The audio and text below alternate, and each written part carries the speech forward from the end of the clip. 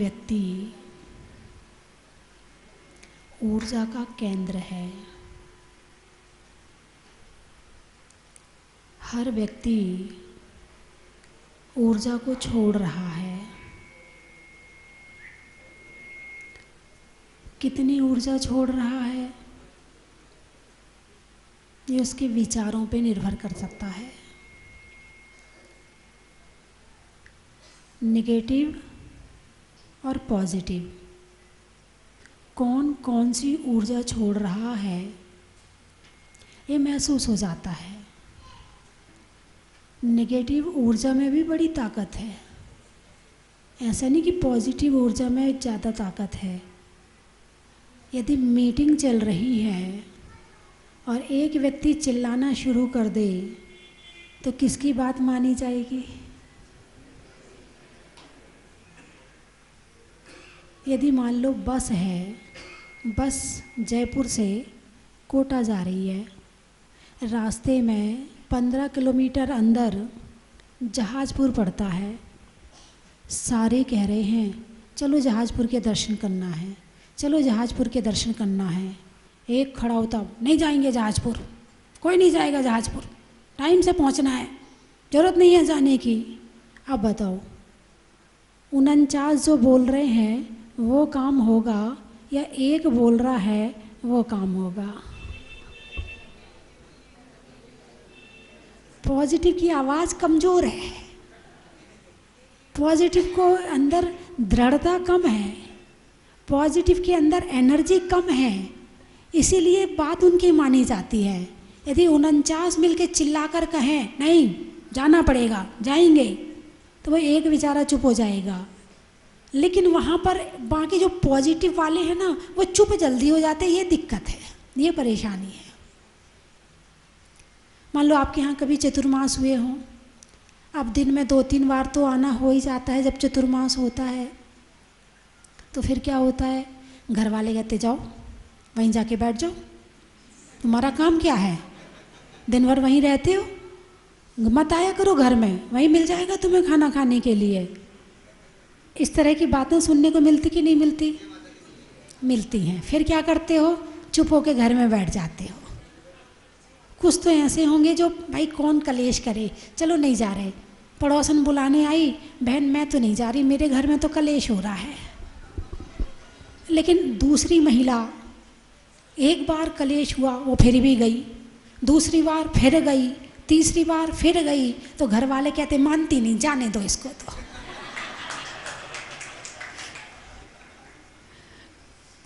Negative वाला मानेगा या पॉजिटिव वाला मानेगा, ताकत किसकी ज़्यादा है, दृढ़ता किसकी ज़्यादा है, ये तुम्हारे ऊपर डिपेंड करता है। आज संसार में बुराई क्यों है ज़्यादा?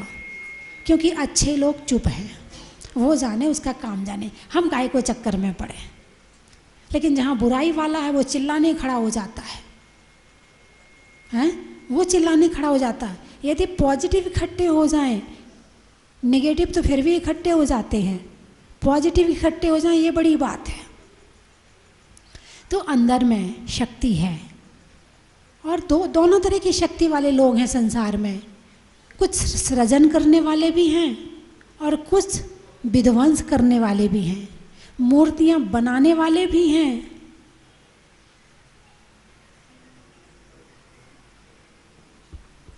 मंदिर बनाने वाले भी हैं। दूसरी बात मैं नहीं बोल रही, आप अपने आप समझ गए हैं? संसार में हर तरह के लोग हैं और इस जन्म में यदि नेगेटिव ऊर्जा का उपयोग किया तो नीचे का खाली है, और यदि पॉजिटिव ऊर्जा का उपयोग किया तो ऊपर वाला खाली है, ऊपर जाएगा। यदि नेगेटिव का उपयोग किया तो नीचे जाएगा। लेकिन उपयोग करते समय ये ध्यान नहीं होता है कि कौन नीचे जाएगा कौन ऊपर जाएगा। यदि याद आ जाए कि नेगेटिव वाला नीचे जाएगा तो बेचारा गुस्सा करे क्यों, इतनी बुराई के काम करे क्यों, लेकिन भूल जाता है। और जिस समय भूल जाता है उसी समय मामला गड़बड़ हो जाता है। पूजा करते समय ये याद थोड़ी रहता कि हमें स्वर्ग जाना है, बस पूजा करते समय पूजा करनी है, पूजा करनी है, ये भाव रहते हैं। तो जो पॉजिटिव ऊर्जा उत्पन्न होती है वो धर्म से उत्पन्न होती है। कहाँ से? धर्म से। और थोड़ी नहीं, बहुत उत्पन्न होती है।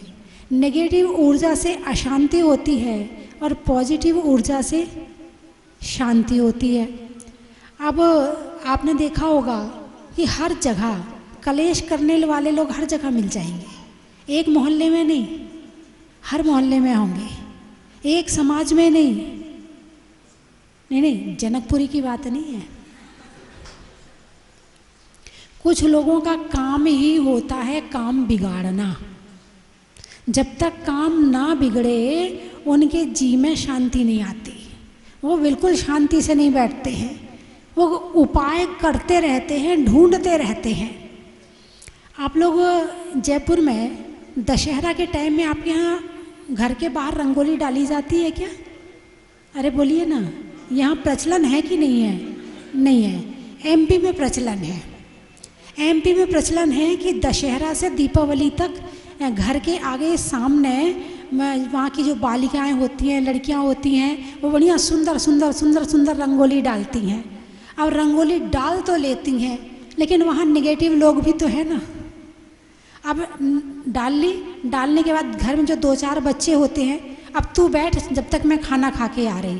तो दूसरे की अच्छा तू खाना खाने जब तक क्यों बैठना पड़ रहा वहाँ पर?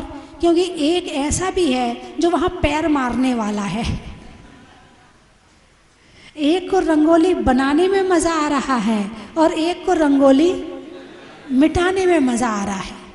जब तक कुछ लोग एक को हंसाने में मज़ा आता है और एक वो होता जो जब तक रुला ना दे तब तक उसको मज़ा नहीं आता है। दोनों तरह के लोग हैं, दोनों तरह के लोग हैं। तभी तो दुख है और तभी तो सुख भी है, तभी तो हंसी भी है और तभी तो शोक भी है। हर तरह के भाव तभी बनते हैं जब हर तरह के लोग होते हैं। एक डाल में फूल भी है और कांटे भी हैं। पॉजिटिविटी के रूप में फूल है और नेगेटिव के रूप में कांटे हैं। किसी ने कहा अरे देखो ये फूल बेचारा कांटों के बीच में रहता है। क्या कहा? ये फूल बेचारा। फूल कौन हो गया? बेचारा। कौन हो गया? तुम्हें किसी को बेचारा कहने में कुछ नहीं लगता? किसी को भी बेचारा कह लेते हो। अरे माता जी बेचारी रोज़ विहार कर रही हैं। आपको पता है बेचारी किसे कहते हैं?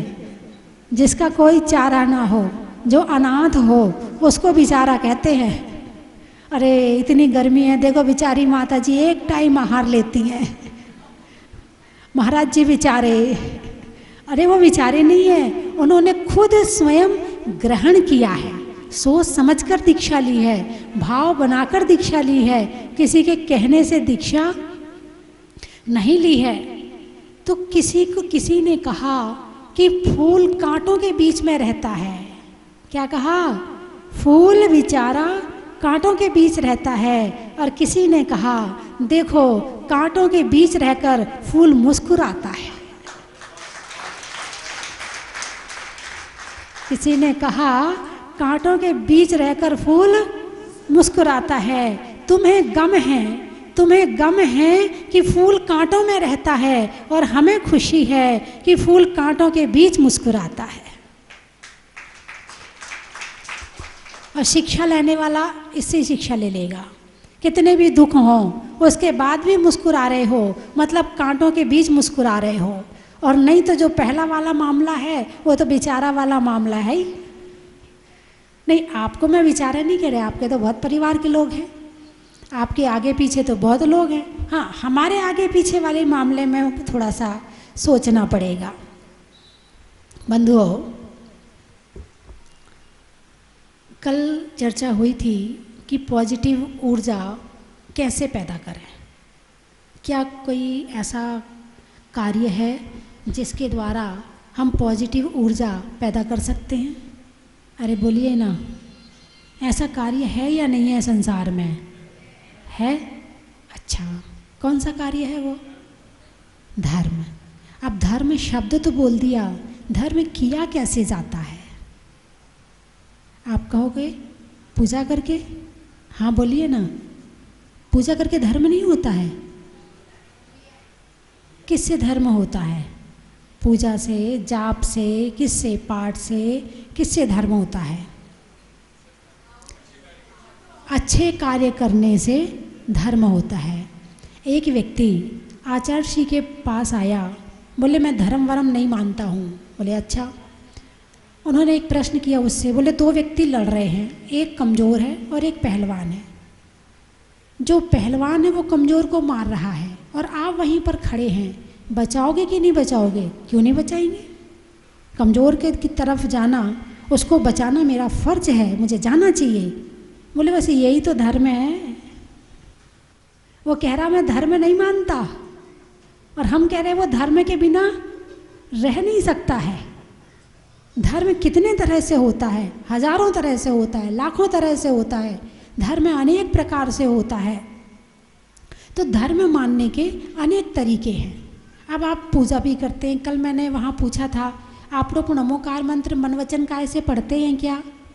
जनकपुरी वाले पढ़ते हैं क्या? पढ़ते हैं। अच्छा, एक महिला हाँ कह रही है, बाकी कह रही है आप ही बता दो, हमारा हमें ही नहीं पता है।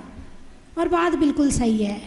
जब जन्म होता है तो इंसान सबसे पहले खुद से परिचित नहीं होता है, दूसरों से परिचित होता है। जन्म होने के बाद जो परिचय कराया जाता है, ये तेरी मम्मी है, ये तेरे पापा हैं, ये तेरी बहन है, ये तेरा भाई है, ये चाचा है, ये चाची है, ये बुआ है, ये फूफा है, ये नाना है, ये नानी है, ये मामा है, ये मामी है।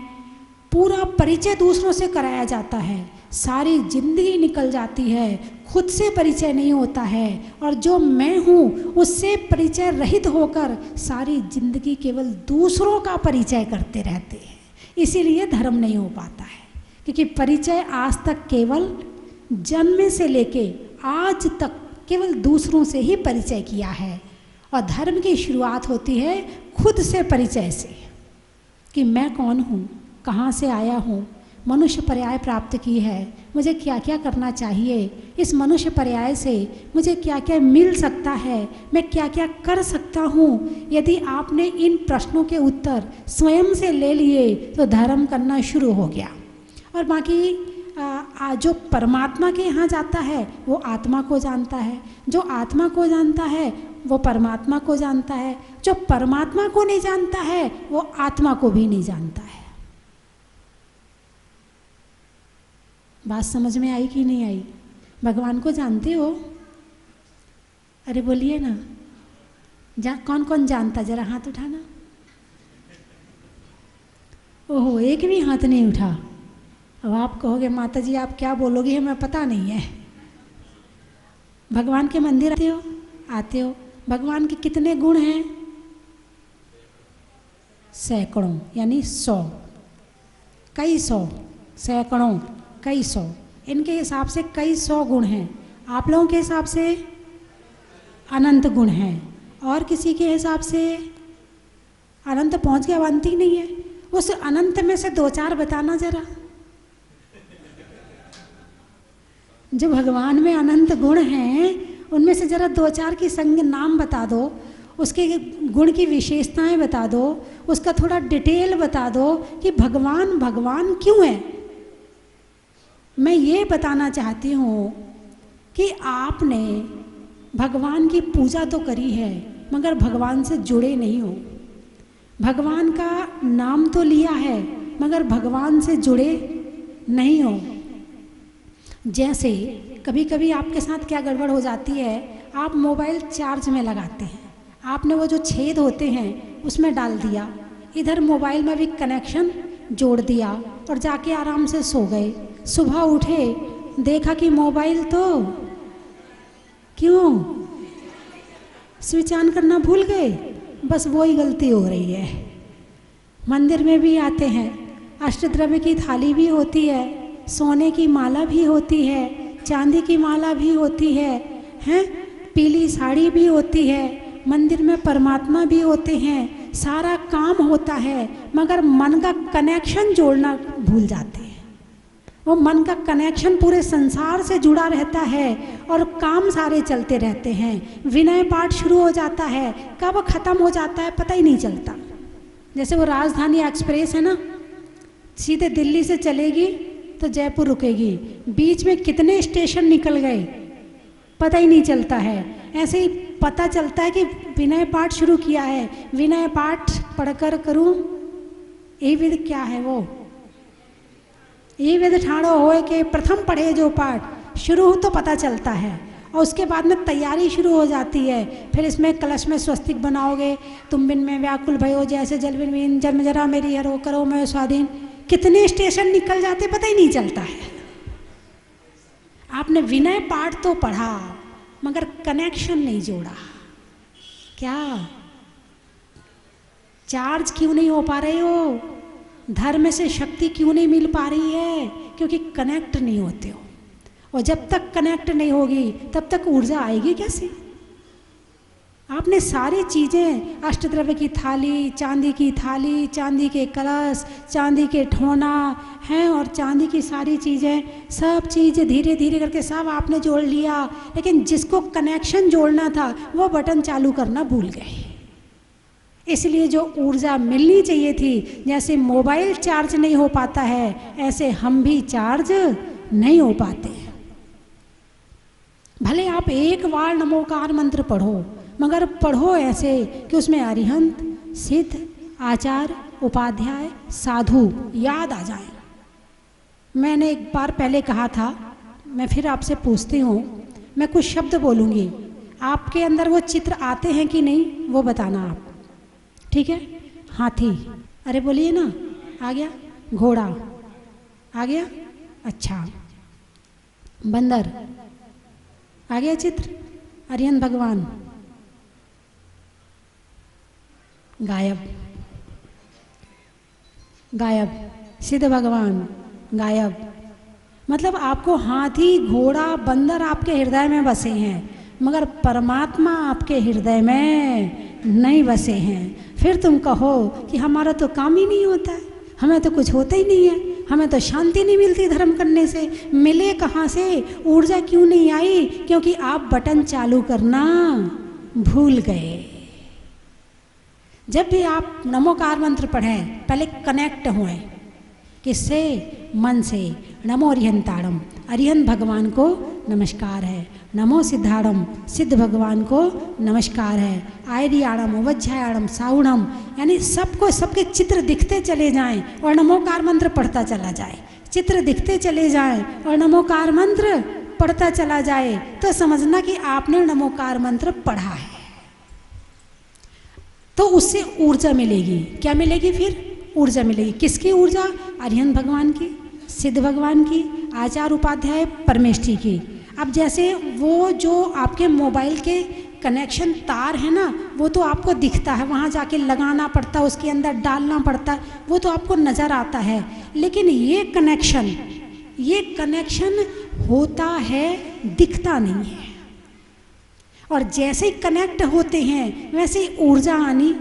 अब ये कहते हैं कि नमोकार मंत्र महामंत्र है, अपराजित मंत्र है, सबसे बड़ा मंत्र है, मूल मंत्र है, 84 लाख मंत्रों का राजा है। इससे बड़े चमत्कार हुए हैं। कारण क्या है?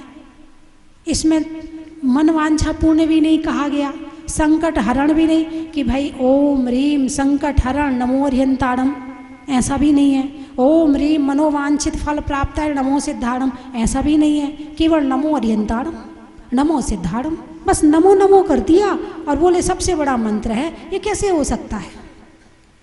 जितनी शक्ति नमोकार मंत्र में है उतनी शक्ति किसी में नहीं है। क्योंकि मंत्र में शक्ति नहीं है, मंत्र में हमने जिसको बिठाया है उनमें शक्ति है। अरिहंत भगवान शक्तिमान है, सिद्ध भगवान शक्तिमान है, आचार्य उपाध्याय साधु परमेष्ठी शक्तिमान है। और जब हम उनसे कनेक्शन जोड़ते हैं तो उनकी ऊर्जा हमारे में आनी शुरू हो जाती है। और जब तक कनेक्शन नहीं जोड़ोगे तो ऊर्जा कैसे आएगी? जब तक तुम बटन चालू नहीं करोगे तो मोबाइल चार्ज कैसे होगा? बात समझ में आई कि नहीं आई? ऐसे ही भक्तांबार पाठ पढ़ते हैं। अब भक्तांबर पढ़ते हैं, कैसे पढ़ते हैं? भक्तांबर अपने तुम्हारी मध्यम दिल समझ में मालूम नहीं, ऐसे पढ़ते कि नहीं पढ़ते? मंदिर में आके प्रभु पतित पावन की विनती कैसे पढ़ते? प्रभु पतित पावन में अपवन चरण आयो शरण जी वृतना अपना मैट जावन जी। आपने कनेक्शन तो किया ही नहीं। जैसे मोबाइल है, मोबाइल के अंदर मन नहीं है, वचन तो है। मोबाइल के पास में वचन तो है, मन नहीं है। जब मोबाइल में नमोकार मंत्र पढ़ा जाए अथवा प्रभु पतित पावन की विनती उसमें लगाई जाए तो वो बोलता तो है, लेकिन फीलिंग नहीं है उसके अंदर में। उसकी फीलिंग लेने वाला कौन है? आत्मा, और वो हम हैं। और यदि आप बिना फीलिंग लिए नमोकार मंत्र पढ़ रहे हैं, इसका मतलब जैसे मोबाइल पढ़ता है वैसे ही आप पढ़ रहे हैं। जैसे मोबाइल भक्तांबर पढ़ता है वैसे ही आप पढ़ रहे हैं। आपके बोलने में और मोबाइल के बोलने में कोई अंतर नहीं है। इसलिए भक्तांबर पढ़ो, भले आधा घंटा लग जाए।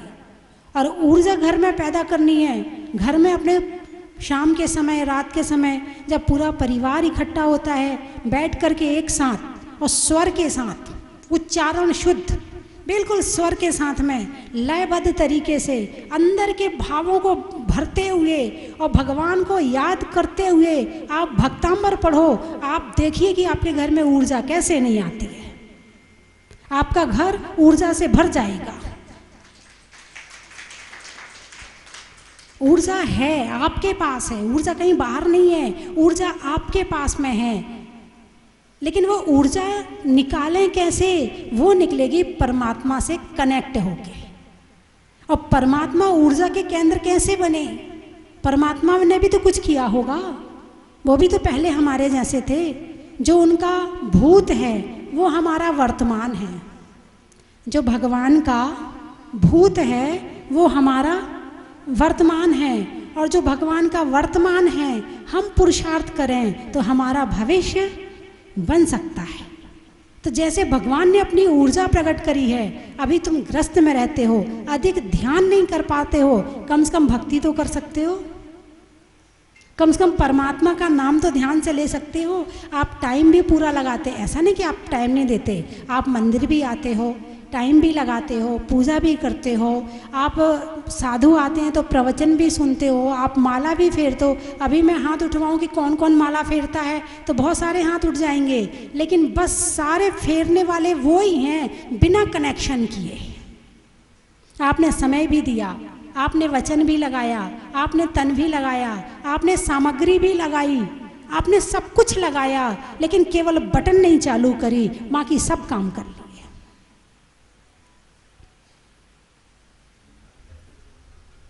बात समझ में आ गई? बात समझ में आई कि नहीं आई? अरे बोलिए ना। कल मैंने नियम दिया था कि 27 बार नमोकार मंत्र भाव से पढ़ना है। आप लोगों ने टीवी में सुना था क्या? किस किस ने सुना था? लो, मैं आपके घर आती हूँ, आप दरवाज़ा नहीं खोलते। जनकपुरी तो आज आई हूँ, लेकिन वैसे मैं आपके घर में रोज़ आती हूँ और आप दरवाज़ा ही नहीं खोलते हो। आज से खोल लेना दरवाज़ा, ठीक है? 5:40 पर आऊँगी, ध्यान रखना, भूल मत जाना।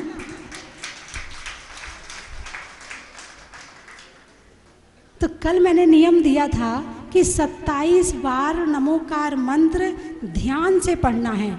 और कल टीवी में देखकर बहुत लोगों ने लिया था और वहाँ जो थे उन लोगों ने भी लिया था। क्या आप लोग 27 बार नमोकार मंत्र परमात्मा को याद करते हुए संकल्प ले सकते हैं? इसके लिए या तो सामने फोटो हो या मंदिर में, 2 जगह, क्योंकि आपका भी मन स्थिर नहीं है, इसलिए आप बिना फोटो और बिना प्रतिमा के आप स्थिर नहीं कर सकते हैं। तो जब आप प्रतिमा या फोटो सामने हो तो अरिहंत भगवान नमो अरिहंताणम, उन्हीं को सिद्ध भगवान क्योंकि मोक्ष चले गए नमो सिद्धाणम। वो कभी आचार्य रहे होंगे, कभी उपाध्याय रहे होंगे, कभी साधु रहे होंगे, तो नमो आयरियाणम, नमो वज्रायाणम, नमो लय सविशाणम। या पंच परमेष्ठी का कैलेंडर रख लें, उन्हें देखते रहें और देख देख के नमोकार मंत्र पढ़ते रहें। ऐसा आप 27 बार नमोकार मंत्र पढ़ें, शुरुआत करें। यानी नमोकार मंत्र की जाप ध्यान की शुरुआत है। जो नमोकार मंत्र ध्यान से पढ़ता है मतलब वो ध्यान करना सीख गया, और जिसने नमोकार मंत्र ध्यान से नहीं पढ़ा समझना उसने ध्यान अभी सीखा ही नहीं है। तो कितनी बार पढ़ना है? पढ़ सकते हो? कौन कौन पढ़ सकता है? केवल 27 बार। कितने 27 कितने कम होते हैं, एक माला भी नहीं पूरी। अच्छे से हाथ उठाओ ना, मंदिर जाते हो ना तो मंदिर में जाके ये काम कर लिया करो, सबसे पहले यही कर लिया करो, फिर दर्शन स्तुति, फिर सारे काम। और जब भी कोई स्तुति पढ़ो तो ध्यान से पढ़ो, पूजा करो तो ध्यान से करो, शास्त्र पढ़ो तो ध्यान से पढ़ो, क्योंकि उसी के माध्यम से हमारे अंदर सोई हुई ऊर्जा जागृत होती है, और वही ऊर्जा आपकी बीमारियों को ठीक करेगी, वही ऊर्जा आपके मन को शांत करेगी, वही ऊर्जा आपकी कषायों को कम करेगी, वही ऊर्जा आपको पाप से बचाएगी, और वही ऊर्जा एक दिन आपको मोक्ष ले जाएगी। एक बार कनेक्शन जोड़ो तो सही। धर्म तो खूब किया। एक चींटी थी, नमक के पहाड़ में रहती थी, नमक की दुकान में रहती थी, जिसके यहाँ नमक ही नमक बिकता था। उसके पड़ोस में एक चीनी की दुकान थी, एक चींटी, दोनों बहन बहन थी। तो नमक वाली चींटी अपनी बहन से मिलने गई, तो उसने अपनी बहन को कहा चीनी खा, बहुत मीठी होती है, बहुत अच्छी होती है। बोली, तो उसने खाई तो उसको मीठी नहीं लगी। तो जब वो घर से निकली थी तो उसने सोचा पता नहीं खाने को क्या मिलेगा क्या नहीं मिलेगा, तो अपने मुंह के किनारे में एक नमक की डली रख के लाई थी, और उसके साथ ही उसने वो चीनी खा ली, तो उसे मीठी नहीं लगी। तो उसकी बहन ने पूछा तेरे मुंह में नमक की डली है क्या? बोले हाँ। बोले उसको निकाल पहले, जब उसको निकालेगी तभी तो चीनी का स्वाद आएगा। उसको निकाला तो उसे बड़ी मीठी लगी चीनी। आज धर्म क्यों अच्छा नहीं लग रहा है? क्योंकि घर से निकलते हो, घर की सारी कषाएं, सारे विचार, सारी टेंशन, सारी चीज़ें लेकर घर से निकलते हो, और मंदिर में उन्हीं विचारों के साथ में आते हो, उन्हीं विचारों के साथ माला फेरते हो, उन्हीं विचारों के साथ पूजा करते हो। इसीलिए जो आनंद यहाँ आना चाहिए वो आनंद नहीं मिल पाता है। जैसे आप बाहर चप्पल उतार के आते हो, वैसे ही बाहर विचार भी उतार के आओ, कि जब तक मंदिर में हैं तब तक घर की कोई चिंता नहीं करेंगे। जब बस मैं और परमात्मा, इसके सिवा कोई दूसरा नहीं रहेगा, ऐसे विचार से मंदिर आओगे, आपका मंदिर आना सार्थक हो जाएगा। है तो बड़ी छोटी सी बात, क्योंकि आप बच्चों को मंदिर जाना सिखाते हो, लेकिन आपको आता है कि नहीं आता है? देखने वाली बात है। एक बच्चा भी मंदिर जा रहा है, वो भी जाके यूं यूं करके वापस आ जाता है, और आप भी जाके यूं यूं करके वापस आ जाते हो। तो बच्चे के मंदिर जाने में और तुम्हारे मंदिर जाने में क्या अंतर है? कुछ तो विशेषता होनी चाहिए। अरे बोलिए ना, मैं आपकी बुराई थोड़ी कर रही हूँ। आपको बुरा लग रहा है? नहीं ना। रमेश जी अभी बता रहे थे कि मंदिर में जाके भगवान ने कहा तुम मंदिर जाते हो कि नहीं जाते हो? ये कनेक्शन। जहाजपुर गए थे ना, अभी बताया था कि मंदिर में जाकर जहाजपुर में ऐसा लगा कि जैसे भगवान से कनेक्ट हो गए, और वहाँ की प्रतिमा अपने आप कनेक्ट करती है। कहीं तो तुम्हें करना पड़ता है, लेकिन वहाँ की प्रतिमा तुम्हें कनेक्ट कर लेती है, खींच लेती है तुम्हें। ये सबसे बड़ा अतिशय है जहाजपुर की प्रतिमा का, कि वहाँ की प्रतिमा में तुम्हें कनेक्ट होना नहीं पड़ता है। प्रतिमा इतनी ऊर्जावान है, इतनी ऊर्जावान है, और जब तुम वहाँ पहुँचते हो तो वो अपने आप कनेक्ट कर लेती है। तो ऐसे अतिशय उस दिन पता नहीं, जैसे भाई साहब ने कहा कि 12:30 बजे और मैं मंदिर में आई। क्यों आई पता नहीं, शायद कोई ऊर्जा खींच रही होगी, कोई ऊर्जा खींच रही होगी। आपने याद किया और मैं मंदिर में आके खड़ी हो गई। पता नहीं क्या कैसा होता है। तो शक्ति, जहाजपुर की प्रतिमा में तो शक्ति है ही, और उनसे शक्ति लेने के लिए आपको बार बार जहाजपुर जाना पड़ेगा। चलने में पात का, मित्रों में साथ का, तीर्थंकरों में मुनि सुब्रत नाथ का बड़ा ही महत्व, हमें झलने का, बच्चों में पलने का, भगवान के जमीन से निकलने का बड़ा ही महत्व है। स्वर्ग में परी का, छोड़ने में हरि का, और जयपुर में जनकपुरी का बड़ा ही महत्व है। और किसका बताऊँ, आप बताइए। युवा महासभा, भगवान की प्रभा का, भगवान की प्रभा का, प्रवचन की सभा का, और जयपुर में युवा महासभा का बड़ा ही महत्व है। भगवान के भामंडल का, भगवान के भामंडल का, और साधुओं में कमंडल का, और जयपुर के महिला मंडल का बड़ा ही महत्व है। फलों में फूट का, सैल में छूट का, और आपके यहाँ के सहस्त्र कूट का बड़ा ही महत्व है, बड़ा ही महत्व है। और बताइए। मंच का, छोड़ने में प्रपंच का, छोड़ने में प्रपंच का, और कुछ नया बता रहे क्या आप? हाँ, छोड़ने में प्रपंच का, सोने में टंच का, और क्या बताया? और जनकपुरी के युवा मंच का बड़ा ही महत्व है। बोले 24 भगवान ने की। तो आपके पास जो भी आया, आपने सबको किसको आशीर्वाद सबको दिया आपको। कल लास्ट में जब मैं आया आपके पास, 3 बार मैं प्रतिमा लगाई, वापस आया, फिर वापस आपके चरणों में बैठ गया, फिर वापस क्या मन किया, वापस मैं मुनिश्वरनाथ भगवान के गया, फिर वापस आया, फिर मैं आपके पास आया। आपने एक छोटी सी प्रतिमा भगवान की उस समय देते थे, सबसे पहले जब मैं बहुत पहले आया, छोटी सी फोटो, छोटी प्रतिमा, वो मेरे को पास आज भी है। डेली मैं नमन करता हूँ।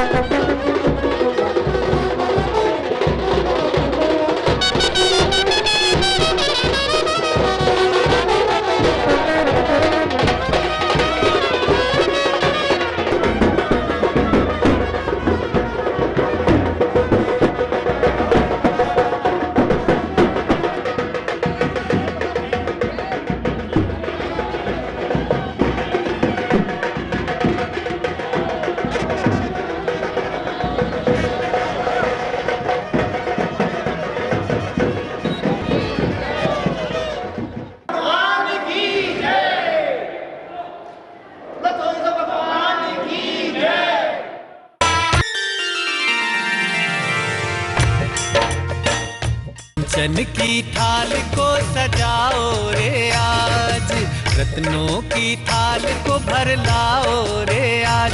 आओ आओ करे रे गुणगान आरती भगवन की, आओ आओ करे गुणगान आरती भगवन की।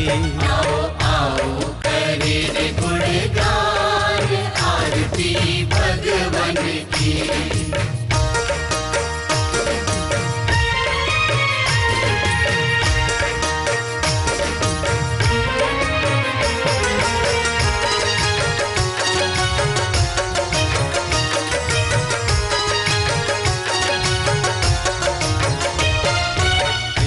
सुमित्र के राज दुलारे, माँ पद्मा जी के नैनों के तारे।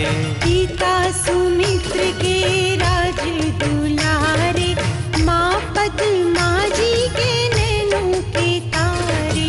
राजगृही में जन्म लियो आप, राजगृही में जन्म लियो आप। आओ आओ मनाए खुशी आज आरती भगवन की। आओ आओ करे गुणगान आरती भगवन की। आओ आओ करे गुणगान आरती भगवन की।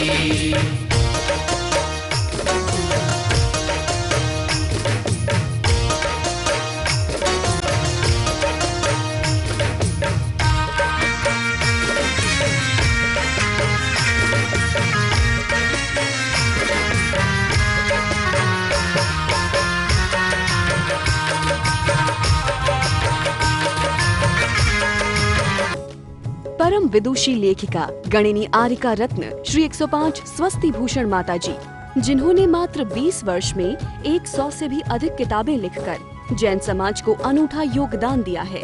बड़े बड़े विधान जैसे कल्पद्रुम महामंडल विधान, सिद्ध चक्र महामंडल विधान, इंद्रध्वज महामंडल विधान एवं विशेष जिनपद, पूजांजलि आदि महत्वपूर्ण साहित्य बहुत ही सरस, सरल व सुबोध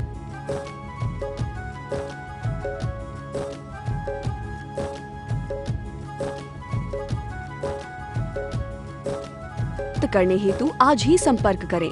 संपर्क सूत्र 7906062500 98683456768।